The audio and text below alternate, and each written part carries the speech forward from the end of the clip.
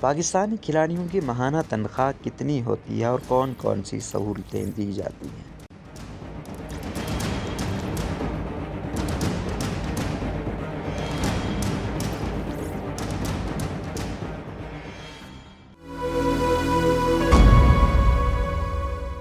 Pakistan cricket team کی جانب سے جب بھی اچھی پرفارمنس دی جاتی ہے تو انہیں سراہا جاتا ہے، جبکہ خراب پرفارمنس پر انہیں تنقید کا نشانہ بھی بنایا جاتا ہے، مگر بہت کم لوگ ہوتے ہیں جو ان کی تنخواہوں سے متعلق جانتے ہیں۔ پاکستان کرکٹ بورڈ نے کھلاڑیوں کی تنخواہوں کو 4 کیٹیگریز میں تقسیم کیا ہے: کیٹیگری اے، بی، سی اور ایمرجنگ کیٹیگری۔ آج پاکستان کرکٹ بورڈ کے سینٹرل کانٹریکٹ 2021-22 کے بارے میں بتائیں گے۔ کیٹیگری اے کے کھلاڑیوں کو ماہانہ 10 لاکھ روپے تنخواہ دی جاتی ہے۔ اس کیٹیگری کے کھلاڑی اپنی سخت محنت اور کامیاب تجربے کی بدولت اس کیٹیگری کا حصہ بنتے ہیں۔ اس وقت بابر اعظم، شاہین شاہ افریدی، حسن علی اور محمد رضوان اس کیٹیگری میں شامل ہیں۔ کیٹیگری بی، اس کیٹیگری کے کھلاڑیوں 3,50,000 روپے تنخواہ گھر لے کر جاتے ہیں، جبکہ اس کیٹیگری کے کھلاڑیوں کو ماہانہ بونسز اور میچ فیس بھی ملتی ہے۔ فخر زمان، فواد عالم، اظہر علی، فہیم اشرف، شاداب خان، یاسر شاہ اس کیٹیگری کا حصہ ہیں۔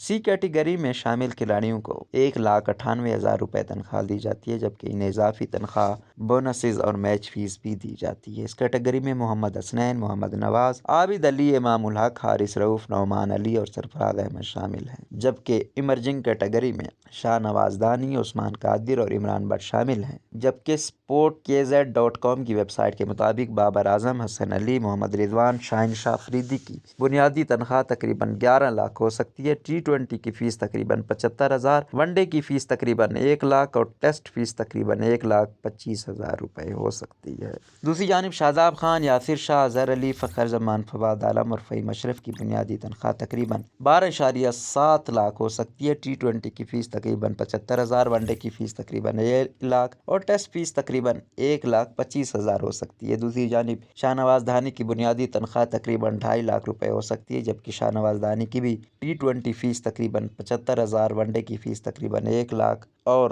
ٹیسٹ فیس تقریباً 1,25,000 روپے ہو سکتی ہے۔ روزنامہ قدرت کی ویڈیو دیکھنے کے لیے ابھی YouTube چینل پر سبسکرائب کریں اور بیل آئیکن پر بھی کلک کریں۔